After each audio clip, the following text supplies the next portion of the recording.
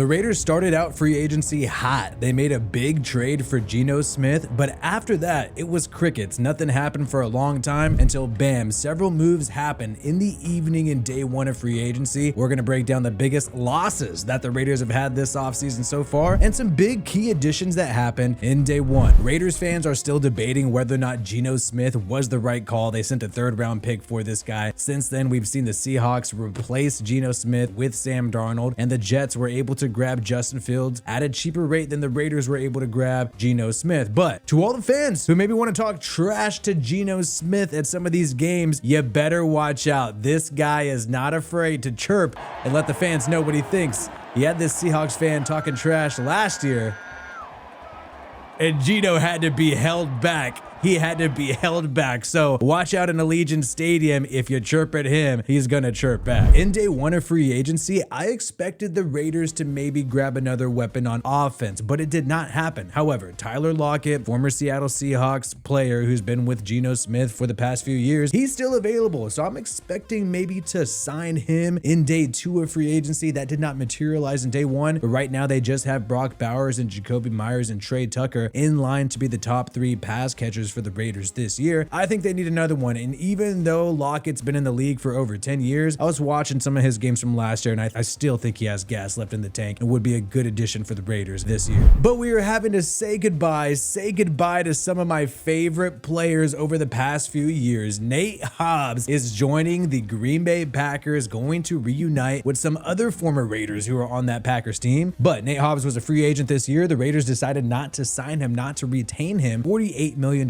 contract, 4-year deal. That means that guy is getting about $12 million a year. Did the Packers overpay? I don't think so. As long as this guy stays healthy, that's really been the biggest issue over these past 2 years. I think he's one of the top slot corners in the entire NFL. So the Packers get a really good one, really great one if he could stay healthy. It's still a risky move in my opinion, but I'm glad to see Nate Hobbs get paid. He was on one of those lower rookie contracts throughout his time with the Raiders, so the guy's really hasn't made that much money in his career so far. Great to see him finally get paid. And this is just a long list of Packers Raiders connections happening. There's just a long list of the Packers stealing from the Raiders constantly. They stole Rich Bisaccia. Bisaccia, interim head coach in 2021, left to be the Packers special teams coordinator after then. And then of course the big one last year, Josh Jacobs. Raiders did make him a contract offer. I don't know what the hell Tom Telesco, the now fired GM, was thinking back then, but the Packers were able to grab Josh Jacobs, of course. And then a couple years back, Keyshawn Nixon, key special teams player, now starting corner with the Packers. This guy has really blossomed into a great player over the past few years, and the Packers were able to grab him a few years back. So it is becoming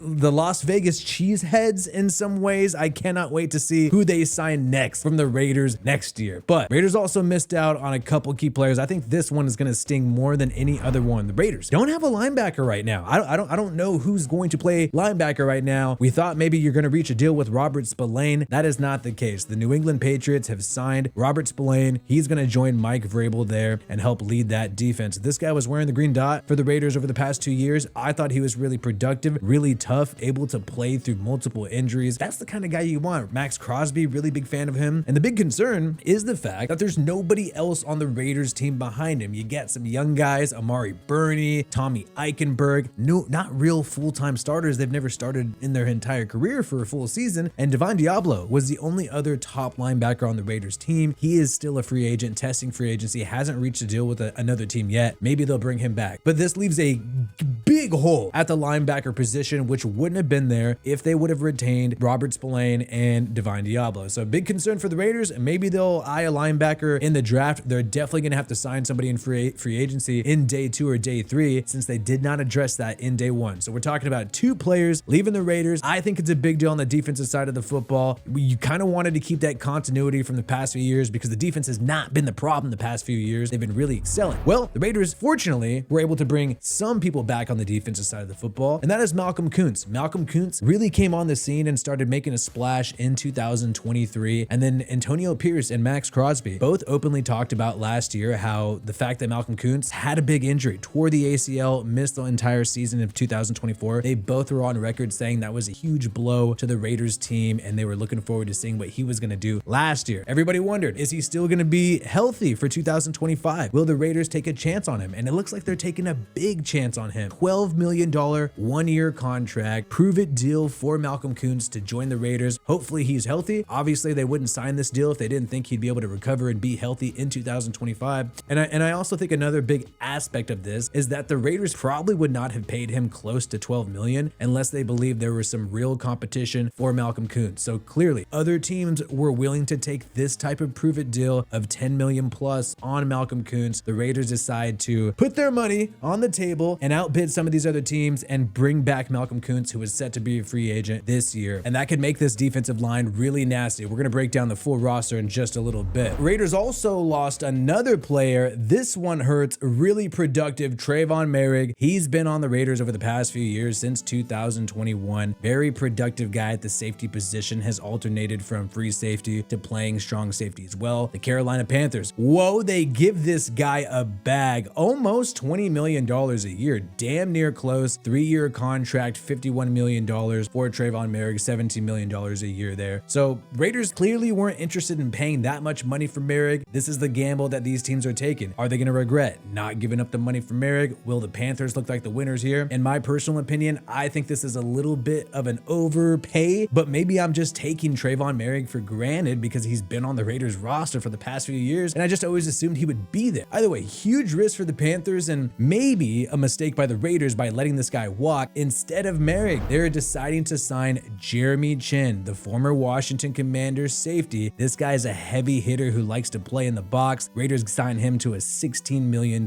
contract. That's almost, that's over half the price of Trayvon Merrick, $8 million a year here for Chinn, who did play with Dan Quinn and the Commanders last year. Remember, Dan Quinn worked with Pete Carroll before. He is a defensive-minded coach, so you can assume that Pete Carroll is going to use Chinn in a similar fashion as Dan Quinn, since they're coming from that same type of coaching tree there. One thing about Jeremy Chinn is in his career, he has 138 defensive stops. This means a tackle for a loss, tackle at the line of scrimmage, or a stop when it comes to a critical 3rd and 4th down. So second among all safeties since 2020. This guy is a true strong safety and is going to be a big addition to the Raiders defense. They really need all the help they can get because they did straight up lose 3 starters today. Before free agency even started, the Raiders re-signed Isaiah Pola-Mao, the nephew of Troy Polamalu, if I'm not mistaken. 2-year contract, $8.4 million there. So you're really saving a lot of money at the safety position. You decided not to sign another corner right now. You're saving some money there. Looks like the Raiders are going to be relying on some other young cats in the secondary in addition to these veterans that they just picked up today. Also, Adam Butler was signed to a 3-year contract worth $16 million,